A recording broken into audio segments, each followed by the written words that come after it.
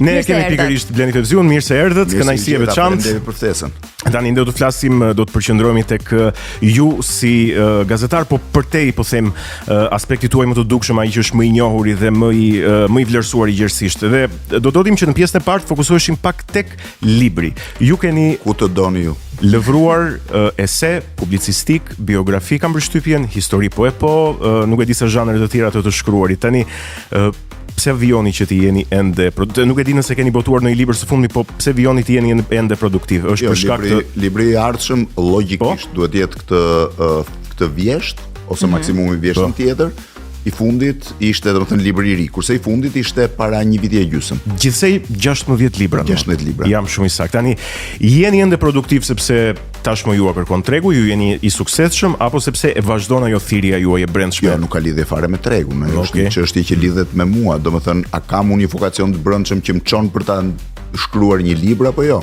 Ka momente ku ti bën pauzat mund të jenë të gjata, ti nuk je i gatshëm për të ulur përpara kompjuterit, po them tani për ta hapur.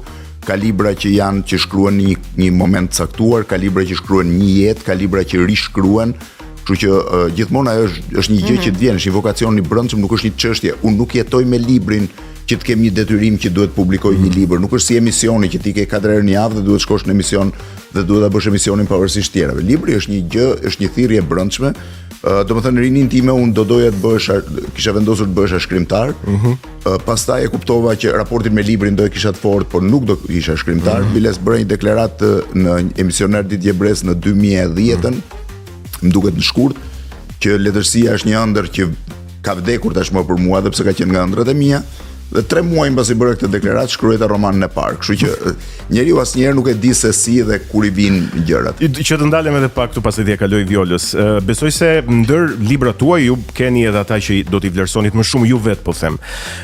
Nëse do të risillim në kujtes librat tuaj të parë, ata të shkruar diku nga vitet 92, 94, 96, a do doni që të kishin marrë si libra më tepër vëmendje publike se ç'kan marrë librat e fundit, që janë goxha të popularizuar, kam përshtypjen. Jo, për kohën e tyre dhe ato kam pasur vëmendjen e tyre, po ki parasysh që distanca kohore krijon një tjetër gjë, sepse dhe libri vepron në një ambient të caktuar, në një kontekst të caktuar, në një situatë shoqërore të caktuar, kështu që disa libra të asaj kohe kanë bërë shumë bujë për kohën, për shembull Piedestale Pastatuja që fliste për ndryshimet e viteve 90, po ndryshimet e viteve 90 sot janë 35 vjet larg nga koha e sotme, nuk mund të ketë të njëjtin kuriozitet, sepse zakonisht këto lloj zhanresh i lexojnë njerëz që kanë qenë bashkohës për të gjetur emocionet e tyre ose për të ndarë emocionet që kanë pasur në atë kohë, kështu që distanca kohore krijon një pjesë. Po tregimet për shembull që i kam botuar në vitin 96, mos gaboj tani do t'i ribotoj në një botim më të plot që jam duke folur domethënë kam pasur një kërkesë nga shtëpitë botuese që të jetë një kolan vetëm letrare, kështu që nuk mund të them që s'kam bërë bujë. Buja e fundit lidhet më shumë me bujën mediatike, sepse ju e keni përjetuar, po një njeri që ka përjetuar atë kohë mund të thotë që edhe në atë kohë buja ka qenë. Kemi gjënë shumë të vegjël atë kohë, kështu që zakonisht buja duhet vendosur në kontekstin e saj kohor, jo në distancën kohore. Distanca kohore është shumë e vështirë. Pak libra i mbijetojnë kohës, që ti thuash që edhe kur ti lexon mbasi kohë të gjatë, ti je i bindur që ky libër vlen ose ti kënaqesh me atë.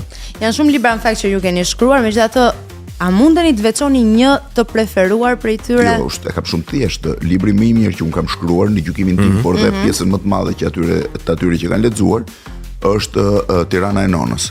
Në shumë veta e konsideroj një libër biografik, në fakt nuk është i tillë, është një libër që ka një miksim mes fateve njerëzore dhe zhvillimit të Tiranës. Urbanistik.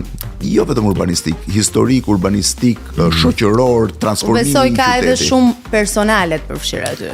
Ka personale, po më shumë se personale thash është një libër i fateve njerëzore, është libri i një grue, i një vajze që lind në fillim të shekullit të 20, në një prej familje më të pasura, më të famshme të Tiranës, në një farë mënyrë ato që ne i konsiderojmë të shënjuar me një yll në ballë, pra ose siç i quajmë ne të lindur me këmish, që shumë shpejt fati i saj pa mbushur të 15-16 fillon të transformohet dhe kthehet në një ferr i vërtet në gjithë jetën e saj. Por njeriu arrin mbijetoj dhe kur lind në rrethanat më të mira të mundshme dhe kur fati i vihet kundër dhe vendos në një kënd siç themi ne ose në një cep ku ti je i detyruar gjithkohon të mbijetosh duke u mbrojtur. Kështu që bashkë me këtë un kam zhvilluar dhe kam treguar dhe zhvillimin historik të Tiranës, nga një qytet i vogël me 10.000, 12.000 banor në një kryeqytet me afro 1 milion banor, i cili është një segment gati një shekullor kur ka ndodhur gjithë ky transformim. Do ndalim Pastaj libri më i suksesshëm jashtë, sepse Tirana Nonës nuk është përkthyer, po të përkthej, po nuk do kishte kuriozitetin që ka, sepse është shumë i vendosur në kontekstin historik. Është shumë i kontekstualizuar. Po, shqiptar, është Enver Hoxha, i cili është përkthyer 11 gjuhë të botës, dhe biles sot po shihja në mëngjes, me që sot mëngjes kishte një gazetë një revistë italiane duke i referuar vdekjes së Enver Hoxhës 5 ditë më parë, kishte publikuar një artikull dhe e referonte gjatë librin. Do doja të ndaleshim pak tek profesioni juaj. Në 31 gushtin e vitit 1997 bëhet edhe emisioni i parë, apo jo. Ju keni studiuar për letërsi, por nuk e pat veten si shkrimtar, edhe pse erdhi një kohë e mëvonshme. Një ëndër që ka vdekur, nuk e pa shumë veten, nuk më pa koha mua. Dhe më nxorri koha jashtë. Dhe koha erdhi dhe ju tashmë këto i bëni të dyja bashk në mënyrë plotësisht të suksesshme. Por a keni menduar ndonjëherë që mund të kishit një jetë ndryshe pra larg ekranit, vetëm tek libri, vetëm si shkrimtar? Çdo njeri mund të kishte një jetë ndryshe dhe unë do ta kisha shijuar dhe atë jetë ndryshe në një farë mënyre. Por sot nuk e gjykoj dot më, sepse jeta e një shkrimtari ka një orë të ndryshme nga ora që ka një njeri që merret me gazetari ose me media, është komplet e ndryshme. Domethënë cikli jetësor, se si lëviz, mënyra si funksionon 24 orësh i tij. Në fillimet e mia ishte pjesë e jetës time, por në atë kohë dhe gjithë shoqëria shqiptare ishte e ngadalshme, ishte vendosur në një situatë tjetër. Sot gjërat kanë ndryshuar. Domethënë sot unë nuk e di nëse mund të bëja, a mund ta kisha jetën e një shkrimtari me kohë plot. Unë takoj shkrimtar me kohë plot. Janë të qetë, ti një orë reflekton, po për shembull kur unë i them po iki se kam punë, aty duket e çuditshme se fjala kam punë për të nuk funksionon. Domethënë do e shihni ti veten në atë lloj jete. Jo tash jo më, po unë nuk mund të them a do ta kisha bërë këtë jetë, po ta kisha vazhduar gjithmonë ashtu. Shiko, në një farë mënyre unë kam thënë vazhdimisht në për intervista, unë bëj jetën që kisha ndëruar thellë të bëja. Domethënë jeta ime është tillë e ngarkuar, e mbushur me lëvizje, jam njeri i lirë, kam mundësinë që ti bëj gjërat. Mbaj mend shumë vite përpara më propozuan për një detyrë shtetërore që lidhet.